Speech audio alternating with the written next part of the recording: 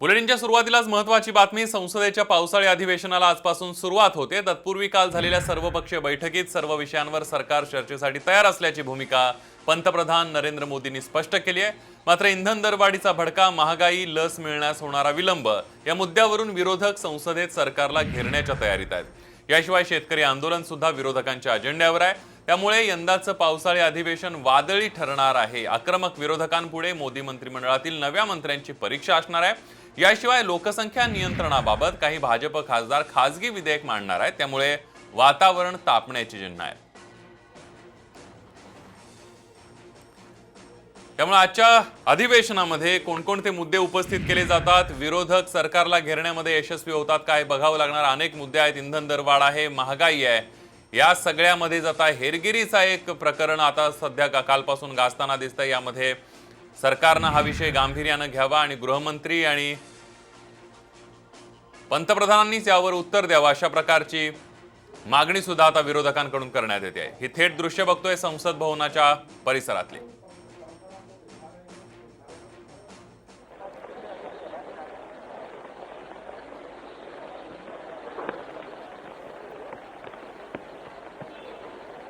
और मैं आशा करता हूं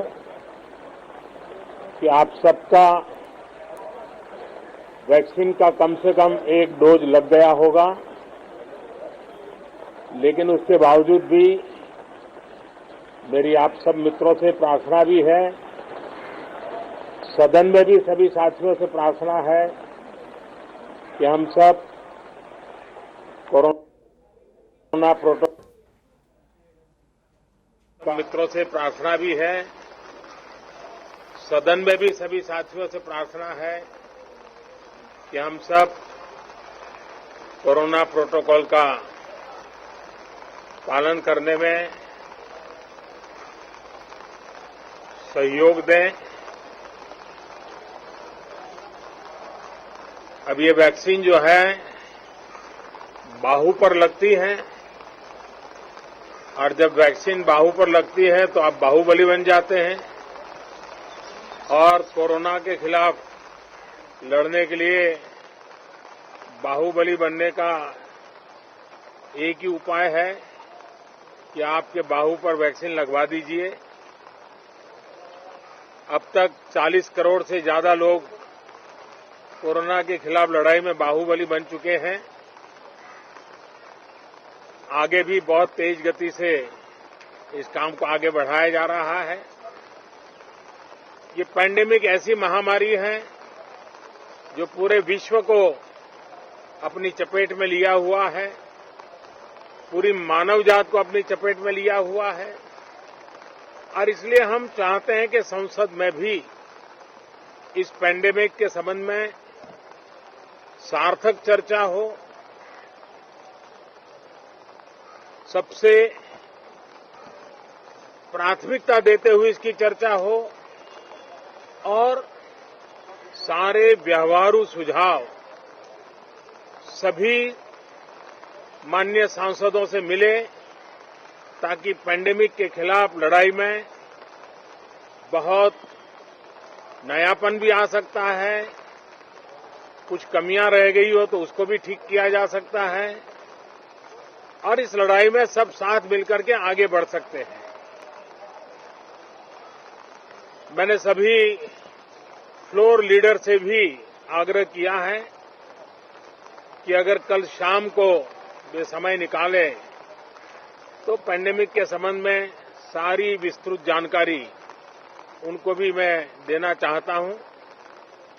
तो हम सदन में भी चर्चा चाहते हैं और सदन के बाहर भी सभी फ्लोर लीडर से, क्योंकि लगातार मैं मुख्यमंत्रियों से मिल रहा हूं, अलग अलग फोरम में सब प्रकार की चर्चा हो रही है, तो फ्लोर लीडर से भी मैं चाहता हूं कि सदन चल रहा है तो एक सुविधाजनक होगा तो रूबरू मिलकर के उसकी बात होगी।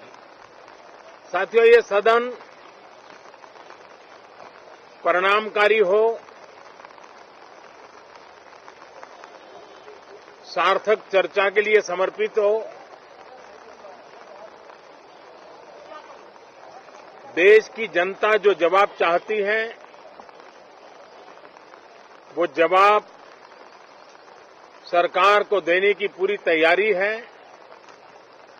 मैं सभी माननीय सांसदों से, सभी राजनीतिक दलों से आग्रह करूंगा कि वो तीखे से तीखे सवाल पूछें,